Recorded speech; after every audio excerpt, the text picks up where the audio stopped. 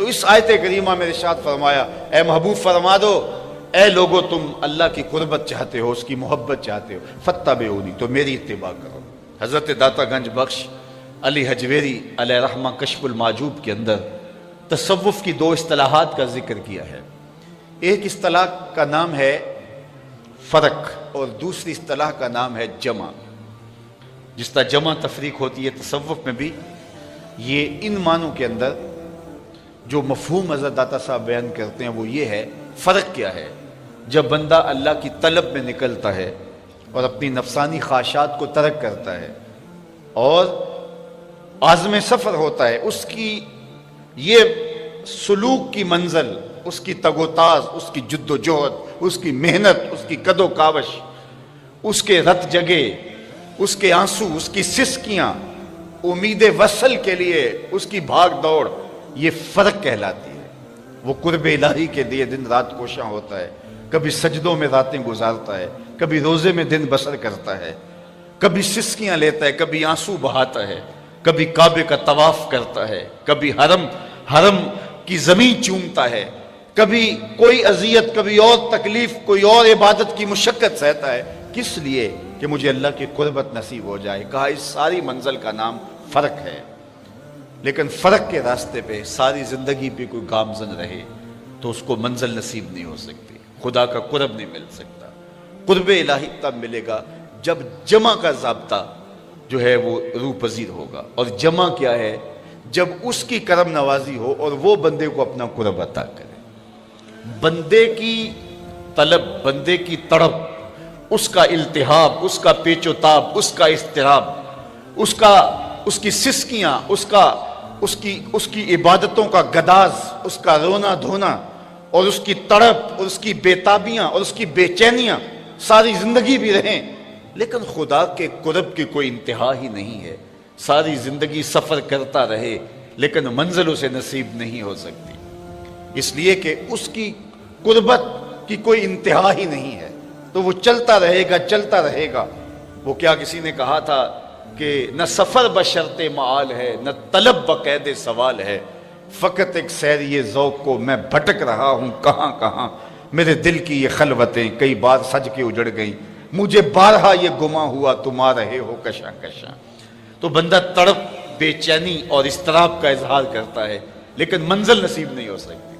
اس کو ایک سادہ مثال سے سمجھانا چاہوں گا۔ بہلول کا نام آپ نے سنا ہے، مشہور مجاذیب میں ہے، اور یہ وہ لوگ ہوتے ہیں کہ تجلیات کے وفور سے جن کا شیشہ عقل ٹوٹ جاتا ہے اور دنیا انہیں پاگل کہتی ہے، دیوانہ کہتی ہے، لیکن سادی کہتے ہیں سادیا نزدیک رائے عاشقاں، خلق مجنو نندو مجنو عاقل است۔ لوگ کہتے ہیں یہ پاگل ہیں لیکن حقیقت میں عقل والے یہی ہیں جو یار تک پہنچنے کا راستہ ڈھونڈ چکے ہیں، جو ہر وقت اس کے جلووں میں مبہوت رہتے ہیں۔ اصل تو عقل ان کے پاس ہے، شعور تو ان کے پاس ہے۔ بہرحال بہلول دجلہ کے کنارے گھومتا اور عجیب و غریب اس کی بظاہر حرکات تھی۔ ہارون الرشید ایک دن اپنے محل کی چھت پہ ٹہل رہا تھا، اس نے دیکھا کہ نیچے بہلول گزر رہا ہے، اس کے دل میں خیال آیا تو اس نے خادمین سے کہا کہ جلدی بہلول کو میرے تک پہنچاؤ۔ تو جو مامور تھے خدمت پر، انہوں نے اوپر سے نیچے کمند پھینکی، نیچے والوں کو اشارہ دیا، انہوں نے بہلول کو پکڑ کے ڈولی میں رکھا، اوپر والوں نے کھینچ لیا۔ 2 لمحوں کے بعد بہلول بادشاہ کے سامنے تھا۔ بادشاہ نے بہلول سے پوچھا مجھے ایک بات تو بتاؤ، تم خدا تک کیسے پہنچے ہو؟ مجھے یہ بات بتاؤ تم خدا تک کیسے پہنچے ہو؟ تو بہلول نے 2 لفظی جواب دیا، کہا بادشاہ جیسے آپ تک پہنچا۔ جو اللہ کے بندے ہوتے ہیں ان کی لمبی تقریریں نہیں ہوتی، بات میں سادہ و آزادہ، معانی میں دقیق۔ اقبال نے جو مرد کلندر کی نشانیاں بیان کی ہیں ان میں سے ایک نشانی بات میں سادہ و آزادہ، معانی میں دقیق۔ تو کہا کہ جیسے آپ تک پہنچا، بات تو سادہ سی تھی، لیکن ہارون رشید کہنے لگا میں سمجھ نہیں پایا۔ کہا بات تو آسان ہے، تم نہیں سمجھ پائے تو میں کیا کروں؟ کہا تشریح چاہتا ہوں۔ کہا سنو، میں خود آنا چاہتا تو درخواست لکھتا، پھر دیوان خانے میں جاتا، جمع کرواتا، کئی مہینوں کے بعد ایک پروسیس کے بعد آپ تک پہنچتی، پھر آپ کی مرضی ہوتی تو آپ اس درخواست کو قبول کرتے، نہ کرتے، قبول کرتے تو پھر اپنی مرضی کا وقت دیتے، وہ مہینوں سالوں کے بعد بھی ہو سکتا تھا. پھر اس وقت پہ میں پہنچتا، آپ کے کوئی ضروری مہمان آ جاتے، کسی اور سلطنت کے سفیر آ جاتے، تو میری ملاقات وہی رہ جاتی. تو میں چاہتا تو کئی مہینے اور کئی سال لگ جاتے، ملاقات پھر بھی آپ کی مرضی پہ موقوف تھی. اور جب آپ نے چاہا تو 2 گھڑیاں بھی نہیں لگی، جب آپ نے چاہا تو 2 لمحے بھی نہیں لگے. مانا کہ سفر، محبت کی سفر میں ہر گام پہ 100 مشکل ہے، لیکن یہ سفر آسان بھی ہے اگر ساتھ تمہارا ہو جائے. تو کہا کہ بندہ چاہے تو ساری زندگی فرق کے راستے پہ گامزن رہے، لیکن منزل نصیب نہیں ہوتی. لیکن جب وہ چاہے تو جمع کا قاعدہ جب سامنے آتا ہے تو پھر 2 لمحے بھی نہیں لگتے. اب وہ جمع کا قاعدہ کس طرح سامنے آتا ہے تو اس آیت کریمہ میں بتایا، قل ان کنتم تحبون اللہ، اے محبوب فرما دیجئے لوگو اگر تم اللہ کی طلب میں نکلے ہو، اس سے محبت کرتے ہو، فاتبعونی، تم میری اتباع کرو. تو پھر کیا ہوگا؟ تم طلب کرنے نکلے تھے، تم تلاش کرنے نکلے تھے، یحببکم اللہ، وہ رب ہو کہ تم سے پیار کرنے لگ جائے گا. یعنی حضور اگر درمیان میں آ گئے تو تمہاری طلب، تمہاری جستجو بامراد ہو جائے گی. نکلے تم تھے محب بن کے، تم اس کی قربت کے لیے کوشاں ہوئے تھے، تمہاری آرزو یہ تھی کہ ہم اس کا قرب پالے. لیکن جب تم نے حضور کو محبت اور حضور کو پیار اور حضور کو الفت کے رنگ کے اندر مانا اور حضور کی اطاعت اور فرما برداری کو تم نے شعار زندگی بنا لیا، تم طلب کرنے نکلے تھے، اس کی رحمتیں تمہیں تلاش کریں گی، وہ تمہیں رحمتوں سے نوازے گا اگر تم حضور علیہ السلام کی اتباع اور حضور کی محبت کرو. اس لیے خدا تک پہنچنے کا ایک ہی راستہ ہے اور وہ حضور کے قدموں تک پہنچنا ہے. اقبال کے سارے کلام کا رس نچوڑیں تو خلاصہ یہ نکلتا ہے کی محمد سے، ایسا خلاصہ یہ نکلتا ہے بمصطفیٰ برساں خیش را کے دی ہماؤست، اگر بہو نہ رسیدی تمام بولا بیست. اقبال کہتے ہیں اپنے آپ کو کھینچ کے حضور کے قدموں تک لے جا، سارا دین اسی کا نام ہے.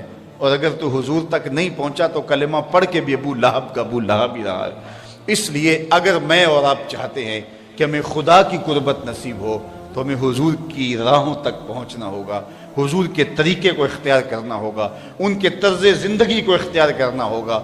ہم دعوی محبت رکھتے ہیں اور ہم اپنے دعوی محبت میں سچے ہیں، لیکن ہم نے یہ دیکھنا ہے کہ ابھی ہماری محبت کہیں ناپختہ تو نہیں ہے. چونکہ محبت محب کے لیے یہ بات لازم کر دیتی ہے کہ وہ محبوب کی اطاعت کو شعار زندگی بنا لے. محبوب نے جو حکم دیا ہو اس کو ماننا تو جان لڑا کر بھی ضروری ہوتا ہے. محب تو محبوب کی صرف منشا کو دیکھتا ہے کہ محبوب کی منشا کیا ہے. محبوب کا حکم وہ تو حکم ہوتا ہے، محبوب نے کہہ دیا تو پھر اپنی خواہش کیا رہ جاتی ہے. تیرے ہندیاں سندیاں محبوبہ میں کافر ہوواں جے میں ہواں. جب محبوب نے کہہ دیا تو پھر تو کوئی بات ہی نہ رہی. اصل جو محب ہوتا ہے وہ محبوب کے حکم کا انتظار نہیں کرتا، محبوب کی منشا دیکھتا ہے کہ محبوب کی منشا کیا ہے. مدینہ المنورہ کی ایک گلی سے میرے حضور گزر رہے ہیں تو ایک ایسا مکان بن رہا تھا جس طرز تعمیر کو حضور پسند نہیں کرتے تھے. حضور نے روک کے پوچھا یہ کس کا مکان ہے؟ کہا فلاں انصاری صحابی کا. حضور نے کچھ نہیں کہا، گزر گئے. کسی نے اس انصاری کو جا بتایا حضور نے تیرا مکان دیکھا تھا، چہرے پہ آثار پسندیدگی ظاہر نہیں ہوئے. اس نے کہا اچھا. کہا ہاں. اس نے کدال لیا اور مکان کو زمین کے برابر کر دیا. 2-4 دن کے بعد حضور کا دوبارہ گزر ہوا، دیکھا کہ ملبے کا ڈھیر پڑا ہوا ہے. اسے بلایا، کہا میں گزرا تھا تیرا مکان تھا، آج ملبے کا ڈھیر ہے. کہا حضور میں نے گرا دیا ہے. فرمایا کیوں؟ عرض کی سنا تھا آپ کو پسند نہیں، سنا تھا آپ کو پسند نہیں. میں اور آپ دیکھیں ہمارا کیا کیا حضور کو پسند نہیں. سر سے لے کر پاؤں تک غور کریں ہمارا کیا کیا حضور کو پسند نہیں. اپنے عقیقے سے لے کے ولیمے تک دیکھیں ہمارا کیا کیا حضور کو پسند نہیں.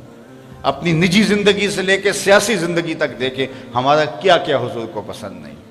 اپنے کاروبار سے لے کر کے انداز معاشرت تک دیکھیں ہمارا کیا کیا حضور کو پسند نہیں. محمد دی زیارت محمد دے رنگ وچ اگر ان کے ہوئے ہیں تو پھر ہم ان کے ہو گئے، پھر اپنی خواہش کہاں باقی